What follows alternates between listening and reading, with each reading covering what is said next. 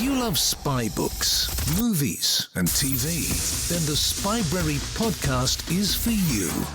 Since 2017, host Shane Whaley and Spybrary field agents around the world dispatch reviews and interviews with authors, historians, and fellow spy fans. We discuss everything from John le Carré, Len Dayton, Paul Viddich, Graham Greene, Mick Herron, Charles Cumming, Ben McIntyre, and many more. Spybrary is available on all good podcast apps and at spybrary.com. It's a brush pass, quick and simple. You are listening to Brush Pass on Spybrary. Quick reviews sent in by spy fans for spy fans.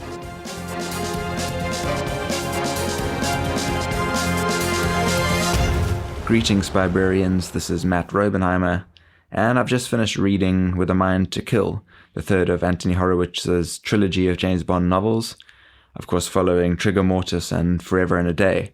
And perhaps I should start by declaring where I stand on the James Bond continuation series as a whole.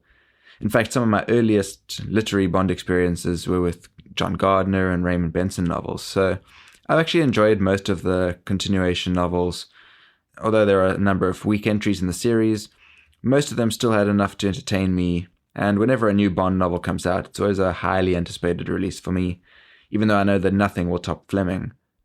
So With a Mind to Kill begins just after the events of Fleming's final novel, The Man with the Golden Gun. And like in his previous works, Horowitz carefully knits his story into the established timeline of Fleming novels. So as all Fleming fans will know, The Man with the Golden Gun begins with a brainwashed Bond being used by the Russians in an assassination attempt on M. And then this novel begins with M's bogus funeral and Bond being sent back to Russia in a ruse where the British intelligence hopes to use Bond, supposedly still brainwashed, to uncover and foil the plans of a new Russian organization known as Stalnaya Ruka, or Steel Hand, a sort of Smersh version 2.0. And Bond being sent over to the other side had sort of slight echoes of the spy who came in from the cold to me, even reinforced by the presence of a Stasi character called Munt in the book. There are also some returning characters from the Fleming works, such as General Gruber Zaboyshikov, whose name I've always loved. It's a mouthful, but I remember when I first read From Russia with Love, spending a decent amount of time memorizing that name, and it's kind of stuck with me ever since, so I enjoyed seeing him pop up again. I think Horowitz also does quite a good job of capturing some of Fleming's knack for vivid description, especially with short, very visual sentences. There's a bit early on where he describes the way a Russian spy speaks as like with bulbous lips and words spat out like grape pips. I enjoyed that one. And there's also a description of London, dawn in London, that I found particularly evocative. The novel is structured in 3 parts, kind of like Goldfinger was. And these 3 parts are named for the locations where each of those is set. London, Moscow, Berlin. The London section has an action scene that takes place around Tower Bridge and on the Thames. I found that quite an exciting scene that kind of leads us from section 1 to section 2 of the novel, where things move behind the Iron Curtain, and Horowitz uses the transition between the parts to move us quite quickly from point A to point B, which I thought worked quite well. The main antagonist of the book is Colonel Boris, the same character who brainwashed Bond previously, and I found him quite an interesting character to explore in this novel. One of his quirks is he used this scented inhaler, and Horowitz kind of describes the fragrance of it several times, which I kind of liked. It reminded me of, I think it was Roger Moore who said that he always imagined the Bond villains having halitosis, and that affected the way he would respond and interact with them in scenes in the films. So in this case, it kind of adds this sense of evil to Colonel Boris, like the very breath coming from his mouth has to have its like foulness hidden by a fragrance. I thought that was a nice touch. And Horowitz also does quite a good job of building suspense at times and kind of pulling the rug out from under your feet in certain moments with an unexpected twist or two. He's written quite a lot of whodunit type genre stuff, so he's quite adept at that type of misdirection and surprise, and there's a scene on a Russian railway station that I think was particularly effective with it. And then the final act, Bond's involved in a climax which, if you know Alfred Hitchcock's The Man Who Knew Too Much, both versions of it, the climactic scene might sound a little bit familiar. The setting of East Berlin and the way the novel culminates also reminds me of classic Cold War stories, including, as I mentioned earlier, Spy Came In From the Cold. And I noticed in the author's notes that Horowitz actually acknowledges that he reread that novel in preparation for writing this. I think to get some of that sort of East Berlin, East German atmosphere.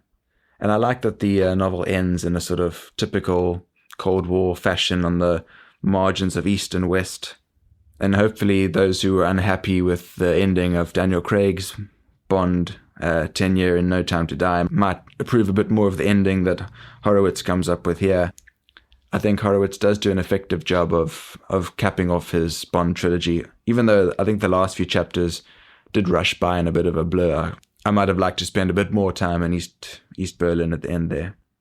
And a couple of things that I wasn't quite as pleased with. There's an aspect in Bond continuation novels where you often see references to things and characters from Fleming novels, and that always sort of strikes me as a bit of a fan fiction-y sort of technique.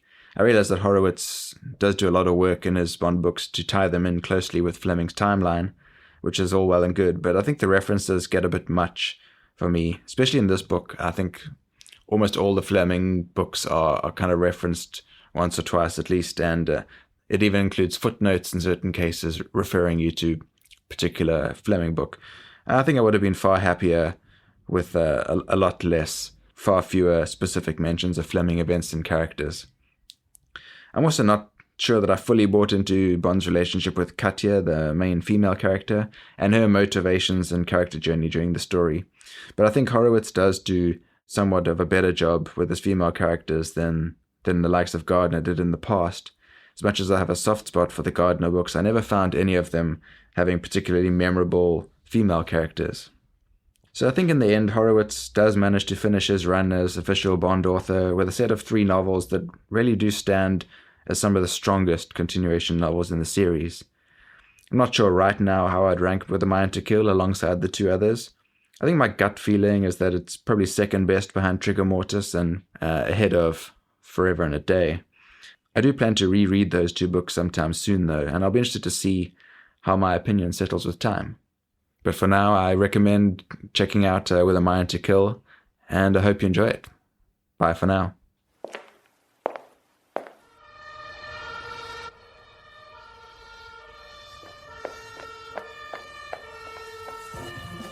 Can you pull off a brush pass? Send in your review to shane@spybrary.com.